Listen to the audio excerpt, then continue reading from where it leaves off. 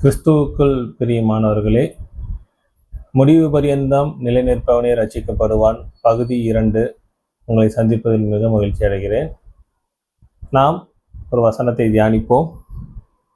யூதா 1:5, நீங்கள் முன்னமே அறிந்திருந்தாலும் நான் உங்களுக்கு நினைப்பூட்ட விரும்புகிறது என்னவெனில், கர்த்தர் தமது ஜனத்தை எகிப்து தேசத்திலிருந்து வரப்பண்ணி ரட்சித்து பின்பு விசுவாசியாதவர்களை அழித்தார்.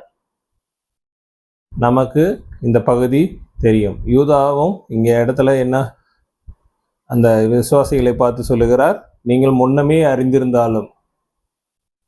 இஸ்ரவேலருடைய வரலாறு சரித்திரம் நமக்கு நன்றாகவே அறிந்ததுதான். ஆனால் அதன் மூலியமாக நினைப்பூட்ட விரும்புகிறது என்னவெனில், கர்த்தர் தமது ஜனத்தை எகிப்து தேசத்திலிருந்து வர பண்ணி ரட்சித்து பின்பு விசுவாசியாதவர்களை அளித்தார். நாம் இயேசு கிறிஸ்துவை விசுவாசிப்பதினால் பாவத்திலிருந்தும் சாபத்திலிருந்தும் பிசாசின் அதிகாரத்திலிருந்தும் ரட்சிக்கப்பட்டோம்.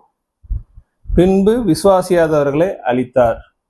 நாம் முடிவு பரியந்தம் விசுவாசத்தில் நிலைத்திருக்க வேண்டும் என்று யூதா இங்கே வலியுறுத்துகிறார். நாம் விசுவாசத்தை விட்டு வலிவு போகிற அநேக காரியங்கள் உண்டு. ஆதலால் நாம் முடிவு பரியந்தம் நிலை நிற்பது அவசியமாய் இருக்கிறது. இதை குறித்து பவுலும் தன்னுடைய நிருபத்தில் நமக்கு எச்சரிப்பு தருகிறார். நாம் எடுத்து வாசிப்போம். 1 கொரிந்தியர் 10:1 இப்படி இருக்க சகோதரரே, நீங்கள் எவைகளை அறிய வேண்டும் என்றிருக்கிறேன் என்றால், நம்முடைய பிதாக்கள் எல்லாம் மேகத்துக்கு கீழாக இருந்தார்கள், எல்லாரும் சமுத்திரத்தின் வழியாக நடந்து வந்தார்கள். பவுல் நமக்கு இதை அறிந்ததுதான், ஆனாலும் நாம் எதை அறிய வேண்டும் என்றிருக்கிறோம் என்றால் அப்படி சொல்லி 2வது வசனத்திலிருந்து, எல்லாரும் மோசேக்குள்ளாக மேகத்தினாலும் சமுத்திரத்தினாலும் ஞானஸ்தானம் பண்ணப்பட்டார்கள். இப்போ நம்ம சொல்ல போனால் நாம் ஜலத்தினாலும் ஆவியினாலும் ஞானஸ்தானம் பண்ணப்பட்டோம். அங்கே மோசேக்குள்ளாக அவர்கள் ஞானஸ்தானம் பெற்றார்கள். இப்பொழுது நாம் கிறிஸ்துவுக்குள்ளாக ஞானஸ்தானத்தை பெற்றோம். எல்லோரும் ஒரே ஞான போஜனத்தை புசித்தார்கள். அப்போ வானத்திலிருந்து மன்னா இஸ்ரவேல் ஜனங்களுக்கு தேவனால் கொடுக்கப்பட்டது.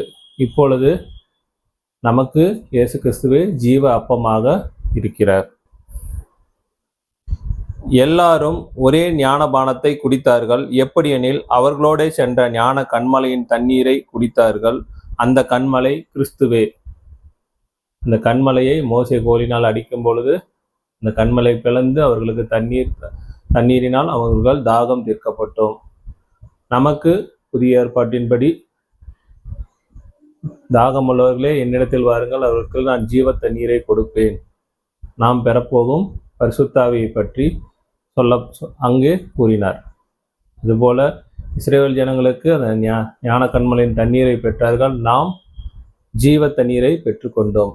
அதே போல ஞான போஜனத்தை அவர்கள் புசித்தார்கள், ஜீவ அப்பத்தை நாம் புசிக்கிறோம். அப்படியிருந்தும் அவர்களில் அதிகமான பேர்களிடத்தில் தேவன் பிரியமாயிருந்ததில்லை. ஆதலால் வனாந்தரத்தில் அவர்கள் அழிக்கப்பட்டார்கள். அதே போலதான் நாமும் அவருக்கு கிறிஸ்துவுக்குள்ளாக நாம் ஞானஸ்தானம் பெற்றோம். அவருடைய திரு விருந்தில் நாம் பங்கு பெறுகிறோம். அவருடைய அப்பத்தையும் திராட்சை ரசத்தையும் உட்கொள்ளுகிறோம். இதெல்லாம் தேவனுக்கு உகந்தது என்று நாம் தன்னிறைவு அடைந்து விடக்கூடாது. நாம் முடிவு பரியந்தம் விசுவாசத்தில் நிலைத்திருக்க வேண்டும். அவருடைய சத்தியத்திற்கு கீழ்ப்படிந்து வாழ வேண்டும்.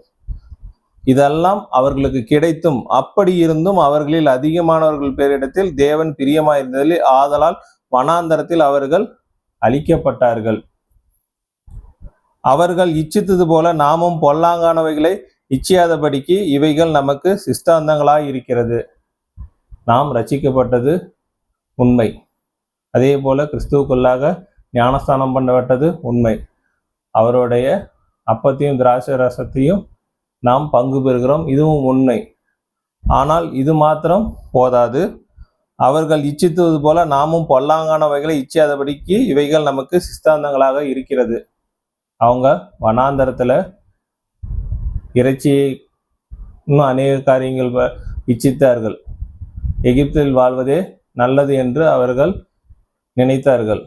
அதே போல நாமளும் மறுபடியும் உலகத்தோடு ஒத்த வேஷம் நாம் தரிக்கக்கூடாது. உலகத்தின் மீது நாம் ஆசை கொள்ளக்கூடாது. உலக சிநேகம் தேவனுக்கு விரோதமான பகை. ஜனங்கள் புசிக்கவும் குடிக்கவும் உட்கார்ந்து விளையாட எழுந்திருந்தார்கள் என்று எழுதியிருக்கிறபடி அவர்களில் சிலர் விக்கிரக ஆராதனைக்காரர்கள் ஆனது போல நீங்களும் ஆகாதிருங்கள். இப்பொழுது கிறிஸ்தவர்கள் விக்கிரக ஆராதனை செய்வதில்லை, சிலை வழிபாடு கிடையாது. ஆனாலும் சில டினாமினேஷன் அந்த சிலை வழிபாடும் செய்கிறார்கள். ஆனாலும் பொருளாசை என்னும் விக்கிரக ஆராதனை, இதெல்லாம் கடவுளுக்கு மேலே எதை நாம் வைத்தாலும் அது விக்கிரக ஆராதனை. நம் உறவுகளை, என்னை காட்டிலும் தன் தகப்பனையும் தாயும் சகோதரன் சகோதரியும் நண்பர்களையும் உறவினர்களையும் அன்பு கொண்டால் எனக்கு சீசனாக இருக்கும். தேவனுக்கு மேலாக எதை வைத்தாலும் விக்கிரக ஆராதனை தான். அவர்கள் விக்கிரக ஆராதனை செய்தது போல நாமும் விக்கிரக ஆராதனை செய்யாது இருப்போமாக. அவர்களில் சிலர் வேசித்தனம் பண்ணி ஒரே நாளில் 23,000 பேர் விழுந்து போனார்கள். அதுபோல நாமும் வேசித்தனம் பண்ணாதிருப்போமாக. மோவாபிய ஸ்திரீகளோடு அவங்க வேசித்தனம் பண்ணி அவர்களுடைய தெய்வங்களுக்கு பலியிட்டார்கள். அதில் 23,000 பேர் விழுந்து போனார்கள். இவர்களெல்லாம் எகிப்து தேசத்திலிருந்து ரட்சித்து பின்பு விசுவாசியாளர்களை அவர் அழித்தார். இவர்கள் வேசித்தனம் பண்ணினார்கள். மாம்சத்திலும் சரி ஆவிக்குரிய ரீதியிலும் அவர்கள் வேசித்தனம் பண்ணி அவர்கள் அழிக்கப்பட்டார்கள். அவர்களில் சிலர் கிறிஸ்துவை பரீட்சை பார்த்து பாம்புகளால் அழிக்கப்பட்டார்கள். அதுபோல நாமும் கிறிஸ்துவை பரீட்சை பாராது இருப்போமாக.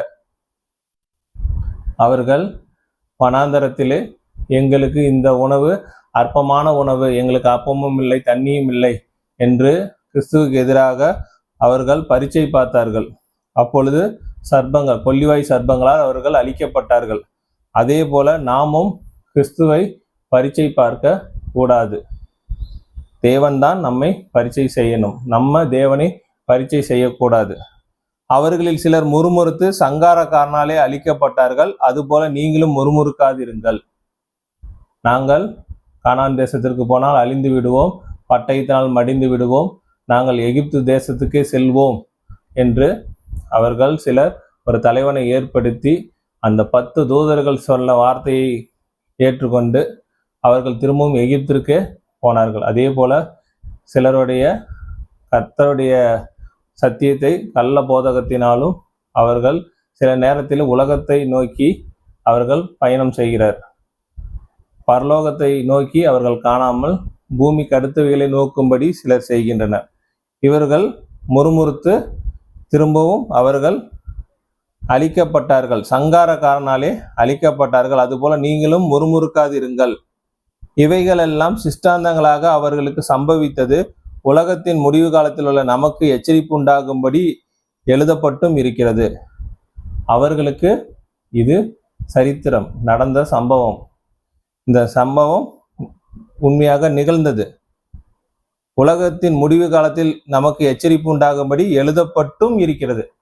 இது எழுதப்பட்டதோடைய நோக்கம், இந்த பழைய ஏற்பாடு பல ராஜ்யங்கள் தாண்டி நம்ம கைகளில் வந்து சேர்ந்திருக்கிறது.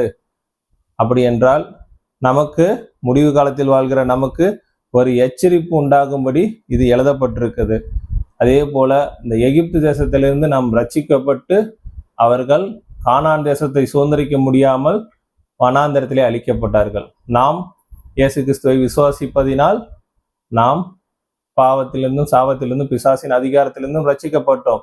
இன்னும் நாம் பரலோக ராஜ்யத்தை சுதந்திரித்துக் கொள்ளவில்லை. முடிவு பரியந்தம் நிலை நிற்பவனே ரட்சிக்கப்படுவான். அதை சுதந்திரித்துக் கொள்ளும்படிக்கு நமக்கு நியமிக்கப்பட்ட ஓட்டத்தில் பொறுமையோடு ஓட கடவோம். ஆமீன்.